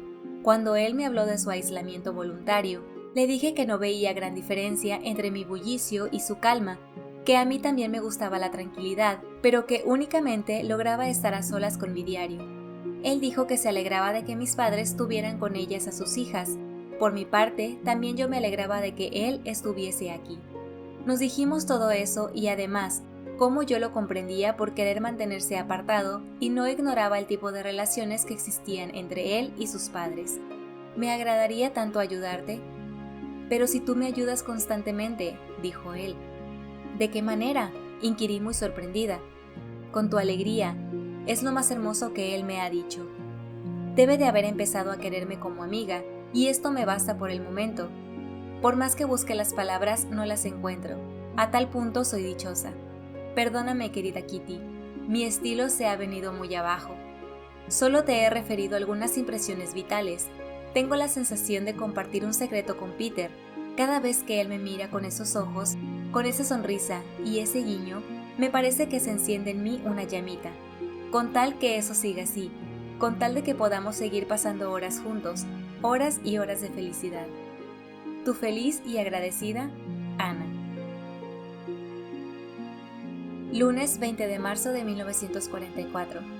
Querida Kitty, esta mañana Peter me ha preguntado por qué no iba más a menudo por la noche. diciéndome que yo no lo molestaba en absoluto y que su cuarto era bastante grande para los dos. Yo le hice notar que nunca me permitirían ausentarme todas las noches, pero a él le pareció que no había que dar a ello demasiada importancia. Entonces yo le propuse la noche del sábado siempre que hubiera luna. En tal caso, repuso él, la admiraremos desde el primer piso más bien que desde arriba. Entretanto, una sombra se ha cernido sobre nuestra dicha. Lo había pensado más de una vez. Peter le gusta también a Margot. No sé si ella lo ama, pero eso me inquieta. Tengo la impresión de hacerle daño cada vez que me encuentro con Peter, y lo más curioso de la historia es que ella sabe ocultar bien sus sentimientos. En su lugar, yo estaría enferma de celos. Margot me asegura que yo no tengo ninguna necesidad de apiadarme de ella. Debe de ser fastidioso eso de sentirse una tercera rueda de la carreta, he agregado. Oh, estoy acostumbrada, contestó ella, no sin amargura. Confieso que eso no se lo he transmitido a Peter, más tarde quizá. Primero tenemos aún un montón de cosas que decirnos. Anoche, pequeña reprimienda de mamá, desde luego bien merecida. Creo que sería mejor no llevar demasiado lejos mi indiferencia hacia ella. Hay pues que volver a empezar. Tratemos de ser amables a pesar de todo y prescindamos de las observaciones. Pim se muestra también menos cariñoso. Sus esfuerzos por no seguir tratándome como una niña lo han enfriado demasiado. Ya veremos. Basta por hoy. No hago nada más que mirar a Peter y eso es más que suficiente. Tuya, Ana. He aquí una prueba de bondad de Margot. Una carta que he recibido hoy, 20 de marzo de 1944. Ana, al decirte anoche que no estaba celosa de ti, no fui franca, sino en parte. Quiero decir, no estoy celosa ni de ti ni de Peter, pero me aflige un poco no haber podido encontrar hasta el momento alguien con quien hablar de mi sentir y mis pensamientos, y nada de eso puedo esperar por ahora. No es cuestión de despecho, no tengo por qué guardaros rencor al uno o al otro. Al contrario, si ambos os tenéis confianza mutua y llegáis a ser grandes amigos, tanto mejor. Aquí tú te ves privada de todo lo que muchos otros consideran solo lo normal. Además, estoy segura de que la persona con quien a mí me agradaría confiarme y con quien querría pues intimar no es Peter. Confieso que nunca llegaría a eso con él. Ese alguien tendría que adivinarme aún antes de que yo necesitara hablarle mucho de mí misma. Por esto lo veo superior a mí intelectualmente. Peter jamás me ha causado tal impresión. Sin embargo, imagino muy bien esa especie de intimidad que ha surgido entre vosotros. Nada tienes que reprocharte, y sobre todo, no pienses que me arrebatas algo. Nada está más lejos de la verdad. Si os entendéis bien, con ello no haréis más que salir ganando tanto Peter como tú. Mi respuesta: querida Margot, tu carta es verdaderamente demasiado amable, pero no me tranquiliza por completo. La intimidad entre Peter y yo, tal como tú la ves, aún no ha llegado, pero evidentemente una ventana abierta y la oscuridad se prestan más fácilmente a las confidencias que la luz del día. Así pueden murmurarse sentimientos que no gritaríamos a los cuatro vientos. Presumo que Peter te inspiraba una especie de afecto de hermana mayor y que por lo menos te gustaría tanto como yo. ¿Acaso tengas ocasión de hacerlo un día sin que exista esa intimidad con que nosotros soñamos? En tal caso, la confianza tendría que ser recíproca. He ahí por qué la brecha entre papá y yo se ha ensanchado, por falta de confianza mutua. No hablemos más de ello ni tú ni yo. Si necesitas saber algo, escríbemelo por favor. Podré confesarte mucho mejor que verbalmente. No puedes imaginar cuánto te admiro, y mientras sienta a mi lado tu bondad y la de papá, pues en ese sentido ya no veo gran diferencia entre vosotros dos, conservaré la esperanza de vivir. Tuya, Ana. Miércoles 22 de marzo de 1944. Querida Kitty, anoche recibí una nueva carta de Margot. Querida Ana, tu cartita me ha dado la desagradable impresión de que ir a estudiar o charlar en el cuarto de Peter te hace sentir culpable frente a mí. Te aseguro que te engañas. Deseo ardientemente y creo que tengo el derecho de contar con alguien en quien confiar, pero por el momento no daría ese lugar a Peter. Está claro.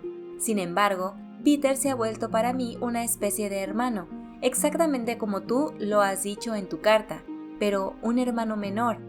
Quizá tendamos nuestras antenas el uno hacia el otro y hallemos más tarde un terreno de mutua confianza, pero aún no estamos en eso y quizá no lo estemos nunca.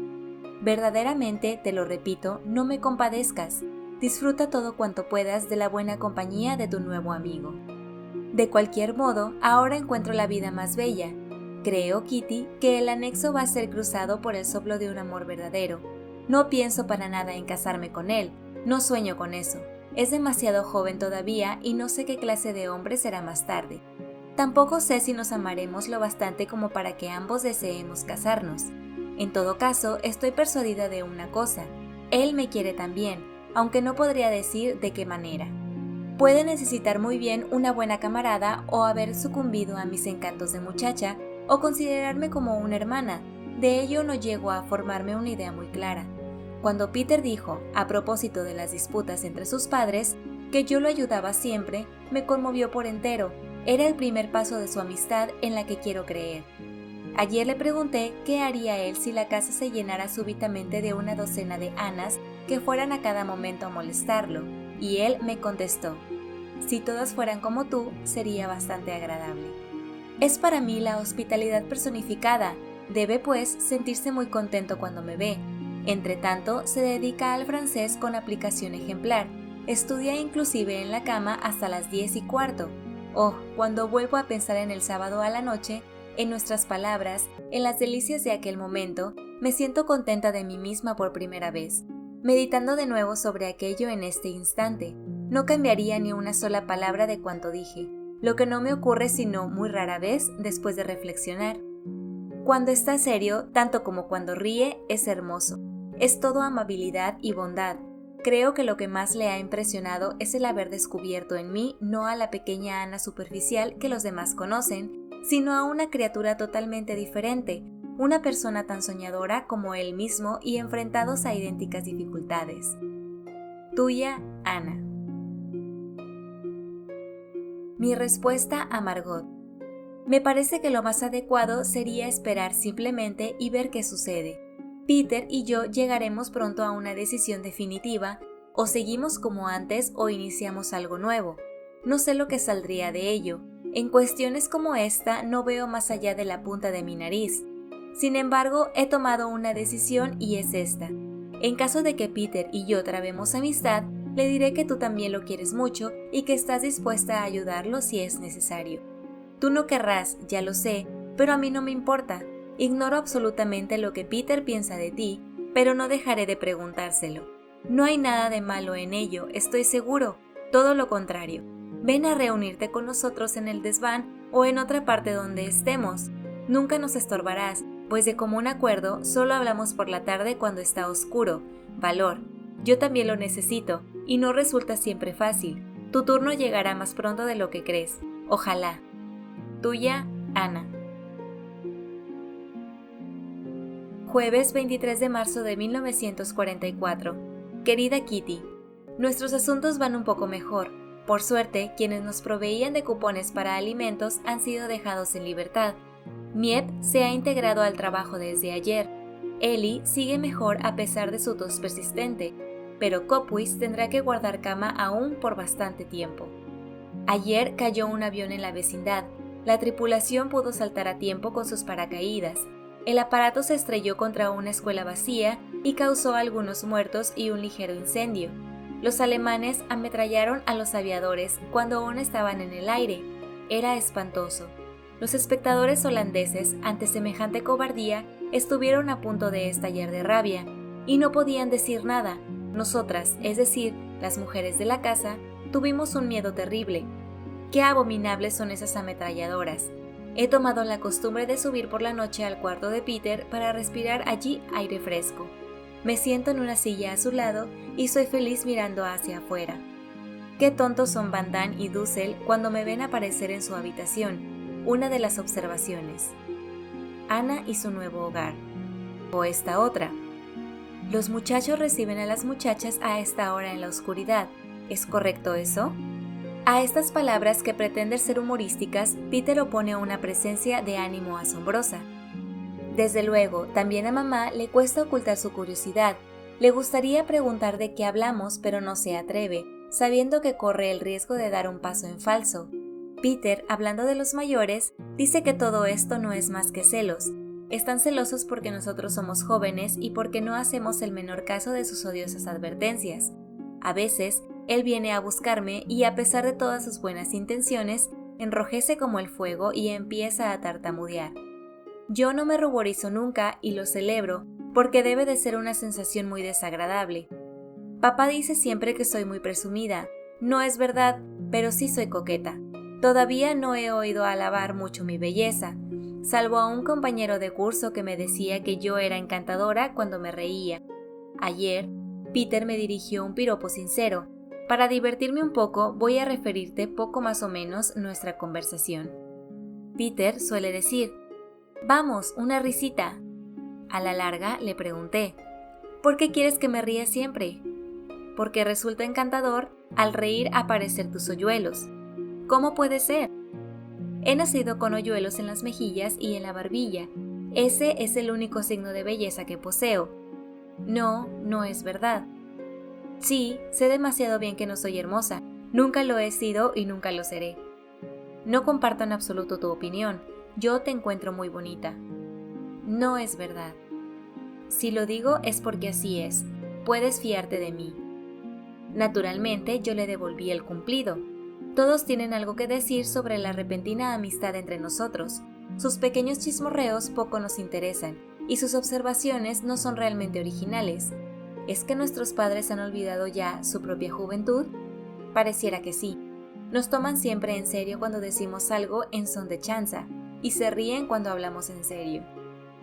Tuya, Ana. Lunes 27 de marzo de 1944. Querida Kitty, la política juega un papel capital en nuestra historia en la clandestinidad, y como este tema solo me interesa vagamente, lo he descuidado mucho en los últimos tiempos. Hora es de que le consagre una de estas cartas. Naturalmente, todas las opiniones sobre tal cuestión difieren, y, como es lógico, solo se habla de eso en época de guerra. Pero para los mayores es tema de perpetuas disputas, lo que resulta estúpido. Que rían, que hablen, que apostrofen, que se encaprichen, que hagan lo que les cuadre, mientras mojen el pan en su propia salsa, eso no hace daño a nadie. Bueno, pero que dejen de pelearse, porque las consecuencias son, por lo general, desagradables. La gente trae de afuera muchas noticias falsas, en cambio, nuestra radio todavía no ha mentido, hasta ahora. Henk, Miep, Kopuis y Kraler cambian de humor según la política del día. A ratos son optimistas, a ratos pesimistas. Henk es el más estable de todos. En cuanto al anexo, el clima político general cambia muy poco. Las innumerables discusiones sobre el desembarco, los bombardeos, los discursos, etc., provocan exclamaciones tales como: «¡Imposible! Por Dios santo, si aún están en los preparativos, ¿qué va a hacer de nosotros?». Las cosas marchan cada vez mejor. Me parece muy bien, es excelente. Optimistas y pesimistas, y no olvidemos a los realistas. Todos se desgañitan con la misma energía infatigable para exponer su opinión y cada uno cree ser el único que tiene razón, lo que no es ninguna novedad. Cierta señora se enfada constantemente por la confianza desmesurada que su marido dispensa a los ingleses, y cierto señor ataca a su esposa por sus retinencias desdeñosas con respecto a su Inglaterra bien amada. Nunca se cansan de ello. Yo lo utilizo hasta como medio, con resultados infalibles, pues dan respingos como si hubieran sido picados por una avispa. Dejo caer una sola palabra, hago una sola pregunta. Una frase basta para hacer perder la cabeza a toda la familia. Como si ya no estuviéramos saturados con las transmisiones alemanas de la Wehrmacht y la BBC, desde hace un tiempo se nos aflige con informes sobre el avance aéreo. Es muy hermoso, pero no hay que olvidar el reverso de la medalla. Los ingleses hacen de su radio un arma de propaganda constante para rivalizar únicamente con los embustes alemanes, sirviéndose de los mismos medios. Desde entonces, se conecta la radio tan pronto como despertamos, luego a cada hora propicia, de la mañana a la noche hasta las 9, y a menudo hasta las 10 o las 11. Lo que prueba que los mayores son muy pacientes y también que la capacidad de absorción de sus mentes es bastante limitada, salvo algunas excepciones, y no quiero ofender a nadie. Estaríamos suficientemente informados durante el día con una sola transmisión, con 2 como máximo, pero esos viejos obstinados, bueno, tú ya sabes lo que pienso de ellos. El programa de los trabajadores, la emisión holandesa de Ultramar, Frank Phillips o Su Majestad la Reina Guillermina, a cada uno le llega su turno, no se olvidan de nadie, y cuando no están a la mesa o acostados, se amontonan alrededor de la radio para hablar de comestibles, insomnios y política. Oh, es interminable. Se trata de no volverse como ellos, ojo con la vejez. No obstante, los viejos de aquí no tienen gran cosa que temer. Te doy como ejemplo una escena durante el discurso de Winston Churchill, querido por todos nosotros. Domingo por la noche a las 9. La tetera está sobre la mesa y los invitados hacen su entrada. Dussel se instala a la izquierda de la radio, el señor Van Damme delante y Peter al otro lado del receptor. Mamá al lado del señor y la señora detrás. En la mesa, Pim flaqueando por Margot y por mí misma. Los caballeros contienen la respiración. A Peter se le cierran los ojos por el esfuerzo por comprenderlo todo. Mamá está vestida con un largo batón negro, haciendo caso omiso del discurso. Rugen los aviones en ruta hacia el Ruhr y hacen estremecer a la señora. Margot y yo estamos tiernamente unidas por Mushi, dormido sobre una rodilla de cada una de nosotras, y papá sobre su té. Margot tiene puestos los rizadores, yo estoy en camisón, demasiado corto y demasiado estrecho para mí. Al vernos se diría, ¡qué familia tan unida! ¡Qué intimidad! ¡Qué paz! Por una vez es verdad, pero noto con terror que llega el final del discurso. Los mayores apenas si pueden esperarlo, tiemblan de impaciencia en su anhelo de discutir tal o cual pormenor. Una corriente de provocaciones aún imperceptible, a la que seguirá la discusión y la discordia. Tuya, Ana. Martes 28 de marzo de 1944. Mi muy querida Kitty, podría escribir de política páginas y páginas, pero tengo muchas otras cosas que contarte. Hoy, mamá me ha hecho notar que mis visitas a los pisos superiores eran demasiado frecuentes. Según ella, yo estaría poniendo celosa a la señora Van Damme. Otra cosa, Peter ha invitado a Margot a unirse a nosotros. ¿Por cortesía o le interesa de veras? Lo ignoro. He ido, pues, a preguntarle a papá si le parecía que debía preocuparme por los posibles celos de la señora. A él le ha parecido que no. Entonces, ¿qué? Mamá está enfadada y probablemente celosa ella también. Papá no envidia nuestras veladas amistosas. Le alegra ver que Peter y yo nos entendemos tan bien. Margot quiere a Peter igualmente, pero se siente de más, sabiendo que cuando hay 3 no se dicen las mismas cosas que entre 2. Mamá cree que Peter está enamorado de mí. Yo no pido nada mejor. Francamente, en tal caso, estaríamos iguales y podríamos llegar a conocerlos más íntimamente. Admito que, en compañía de los otros, nos lanzamos más de una mirada furtiva y que a veces él se fija en mis hoyuelos, pero yo no puedo remediarlo, ¿verdad? Aquí me tienes, en una situación difícil. Mamá está contra mí y papá prefiere no intervenir en la lucha que se ha suscitado entre mamá y yo. Ella está triste, porque me quiere mucho. Yo no estoy triste en absoluto, porque sé que ella lo está por falta de comprensión. Y Peter... No quiero renunciar a Peter, que es tan adorable y a quien admiro tanto.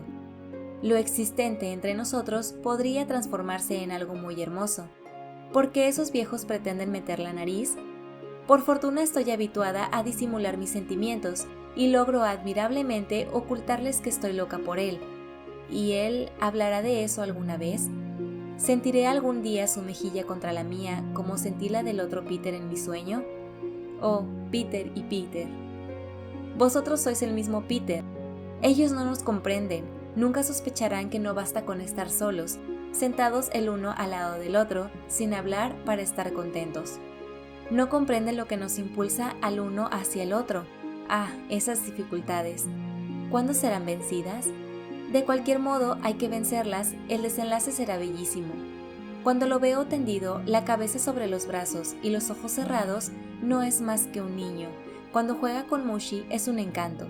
Cuando se le encarga traer las papas u otras cosas pesadas, está lleno de fuerza.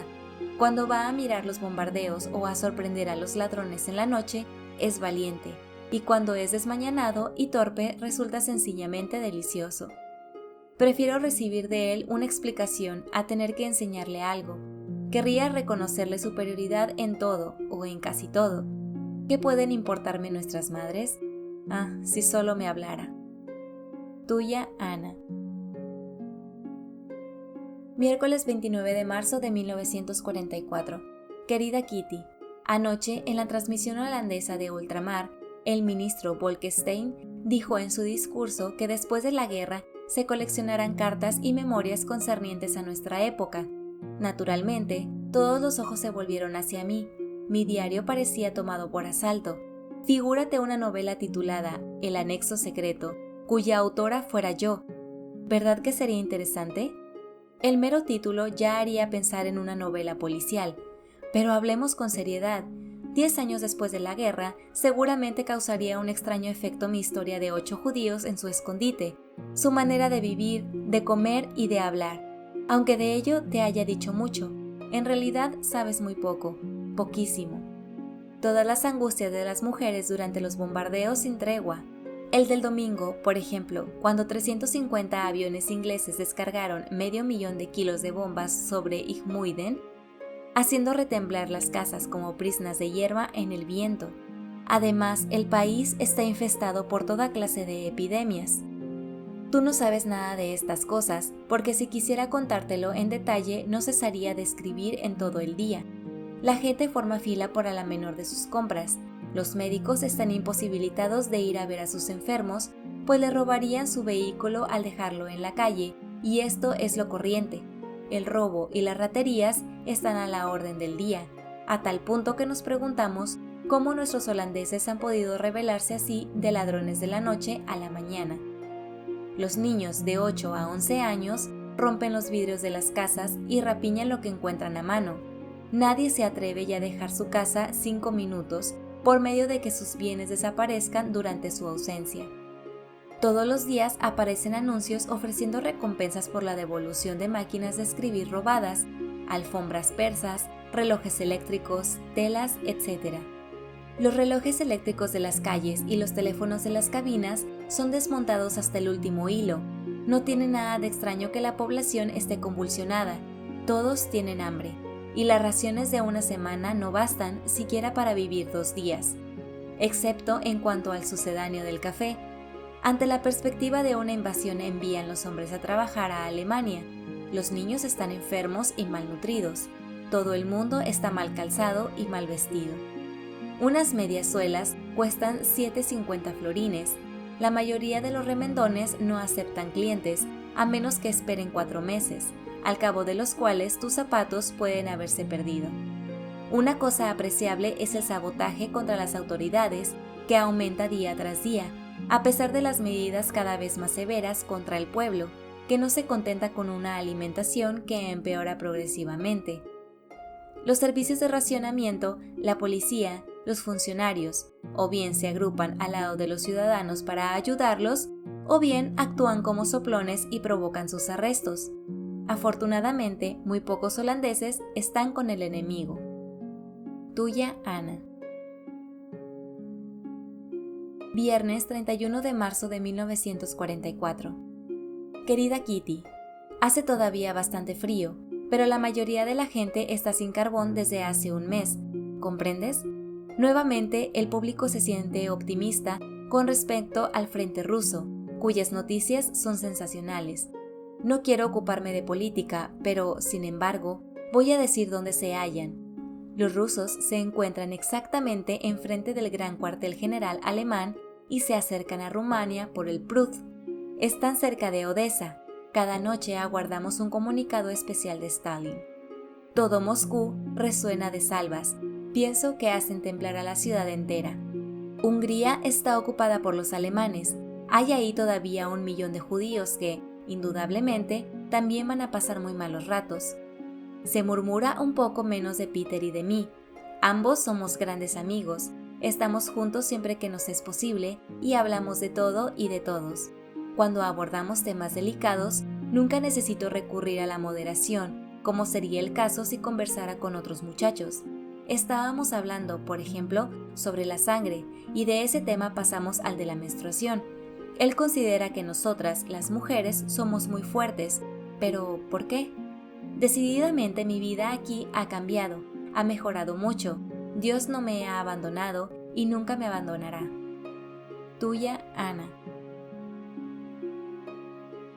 Sábado 10 de abril de 1944. Querida Kitty, a pesar de todo, sigo encontrándome frente a las mismas dificultades.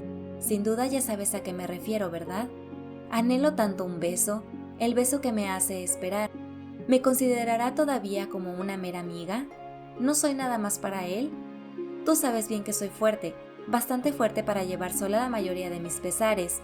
No estoy acostumbrada a compartirlos con nadie, nunca me he confiado a mamá, pero al lado de él, ¿cómo me gustaría apoyar la cabeza en su hombro y quedarme quieta? Ese sueño de la mejilla de Peter no me abandona. Imposible olvidar aquel instante en que todo se volvió infinitamente hermoso. ¿Y él? ¿No lo desea tanto como yo? ¿No será que la timidez le impide confesar su amor? ¿Por qué me quiere tan a menudo a su lado? Dios mío, ¿por qué no dice nada? Es mejor que me calle, me tranquilizaré, he de encontrar la fuerza necesaria y con un poco de paciencia quizá eso llegue por sí solo. Pero hay algo que me tiene mortificada. Doy la impresión lamentablemente de correr detrás de él. Siempre soy yo quien va hacia él y no él hacia mí. Pero se debe a nuestras habitaciones. Peter no comparte la suya con nadie, yo sí, y él seguramente ve eso como un obstáculo. Todavía debe comprender muchas cosas. Tuya, Ana. Lunes 3 de abril de 1944. Querida Kitty, contra lo habitual, vas a recibir una carta consagrada por entero a la alimentación, porque este problema no se plantea únicamente en el anexo en realidad, sino en toda Holanda, en toda Europa, por doquiera y sigue siendo un factor primordial. Durante los 21 meses que hemos pasado aquí, tuvimos diversos ciclos alimenticios. Te explicaré de qué se trata. Durante cierto periodo nos vemos obligados a comer constantemente el mismo menú. Por largo tiempo hemos tenido sucesivamente escarolas con arena y sin arena, un puré de verduras con patatas, hervidas o a la sartén, espinacas, nabos, salsifíes, pepinos, tomates, coles, etc. No es divertido, por ejemplo, comer chucrut todos los días en el almuerzo y en la cena, pero uno se resigna cuando tiene hambre. Actualmente atravesamos el peor momento, porque no se encuentran verduras frescas. Nuestros alimentos de esta semana constan de porotos, guisantes partidos, patatas con bolitas de harina o patatas simplemente, nabos, por amor de Dios, o zanahorias podridas, y se vuelve a los porotos. Comemos papas en todas las comidas, empezando por el desayuno, a causa de la falta de pan. Para la sopa utilizamos porotos blancos o colorados, y patatas o paquetes de sopa juliana a la reina y otra vez porotos colorados. Todo está mechado de porotos colorados, lo mismo que el pan, que los contiene en buena parte. Por la noche, comemos siempre patatas aderezadas con salsa sintética y además, por suerte, una ensalada de zanahorias podridas de nuestra reserva. Una pequeña referencia a las albóndigas que fabricamos con la harina del panadero y con levadura. Ellas empastan la boca y son tan pesadas que causa la impresión de tener piedras en el estómago. Pero dejemos eso. Nuestras golosinas una vez por semana son una tajada de paté de hígado y mermelada sobre pan seco. No solamente seguimos con vida, sino que, a veces, hasta nos regordeamos con nuestra comida frugal. Tuya, Ana.